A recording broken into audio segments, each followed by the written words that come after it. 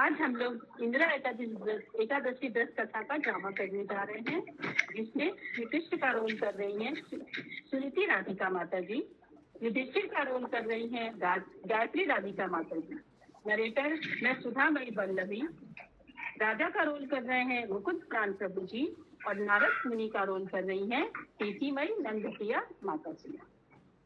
एक दिन युधिष्ठिर महाराज ने भगवान श्री कृष्ण से पूछा, हे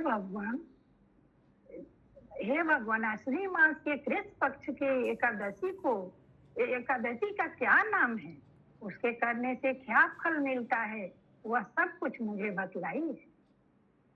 इस एकादशी का नाम इंदिरा है। इस व्रत के पालन से पतित पितरों का उद्धार होता है और व्यक्ति सभी पापों से मुक्त हो जाता है।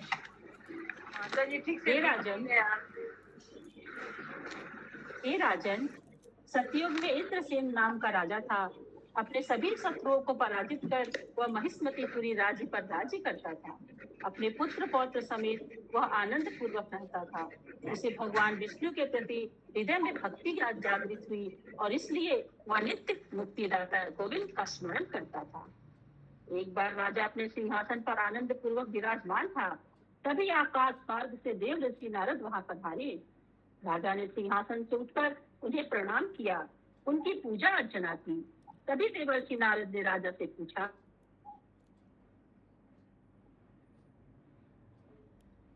हे राजन, आज आपके राज्य में सब सुखी पूर्वक है दिख रहा है। आप धर्म का पालन करते हुए राज्य तो कर रहे हैं ना? तथा भगवान विष्णु के चरण कमलों में आपकी भक्ति तो है ना? देवर्षि, आपकी कृपा से सब ठीक है। यज्ञों के फल हेतु ही आपके दर्शन हुए हैं। आपके आने का उद्देश्य क्या है, बतलाइए। राजा के विनम्र वचन सुनकर नारद मुनि ने, नारायण नारायण, हे नृपश्रेष्ठ, एक आश्चर्य की घटना सुनो। एक समय मैं ब्रह्मलोक से यमलोक को गया था। वहां पर मैंने आपके पुण्यवान पिताश्री को देखा। उन्होंने मेरे पास तुम्हारे लिए एक संदेश भेजा है। वह संदेश यह है कि हे ऋषि, मेरा पुत्र इंद्रसेन महिष्मती नगरी का राजा है। आप उससे कहना कि अनजाने में किए गए पाप कर्मों के कारण मैं यमलोक में पड़ा हूँ। मेरा उद्धार के लिए वह यदि इंदिरा एकादशी का व्रत करे और उसका फल मुझे अर्पण कर दे तो मेरी मुक्ति हो जाए। नारद मुनि ने आगे कहा, हे राजन, आपके पिताजी को तभी भगवत धाम प्राप्त होगी जब आप इंदिरा एकादशी का व्रत करेंगे। हे देवर्षि, कृपा कर इस व्रत की विधि बतलाइए ताकि मैं उनको व्रत को कर उनको धाम पहुंचाऊं, उद्धार कर। अवश्य। हे नारद, हे राजन, दशमी के दिन प्रातः उठकर स्नान आदि से निवृत्त होना चाहिए। उसके बाद अपने पितरों को तर्पण देना चाहिए। उस दिन केवल एक बार ही भोजन करना चाहिए। रात को चटाई पर सोना चाहिए। एकादशी के दिन प्रातः जल्दी उठकर स्नान करें और सारा दिन प्रजल्प न करें। भगवान से प्रार्थना करें, हे भगवान, हे मेरी रक्षा करने वाले मुकुंद, मैं आपके शरण में हूँ। आज मैं आपका व्रत कर रहा हूँ, आप मेरे व्रत को निभाइए। इस प्रकार प्रार्थना के पश्चात दोपहर को शालिग्राम भगवान का पूजन करना चाहिए और उनके सामने अपने पितरों का तर्पण करना चाहिए।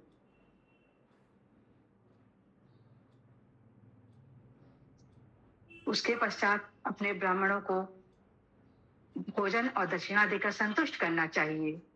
बचा हुआ अन्न गौ को देना चाहिए।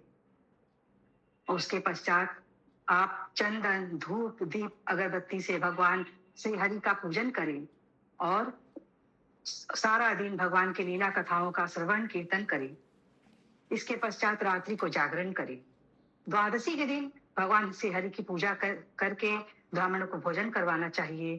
उसके बाद अपने बंधु बांधव पुत्र पौत्र को लेकर मौन भाव से एकांत में भोजन करना चाहिए। हे राजन, ये इंद्र एकादशी की विधि है। यदि तुम आलस्य रहित होकर इस एकादशी का व्रत का पालन करोगे तो अवश्य ही आपके पिताश्री को भगवत धाम प्राप्त होगी। नारायण नारायण। ऐसा कहकर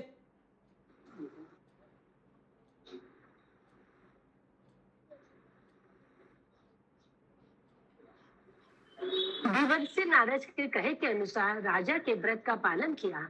इस व्रत के प्रभाव से स्वर्ग लोक से पुष्प वृष्टि हुई और राजा के पिताश्री रथ पर विराजमान होकर वैकुंठ लोक को गए।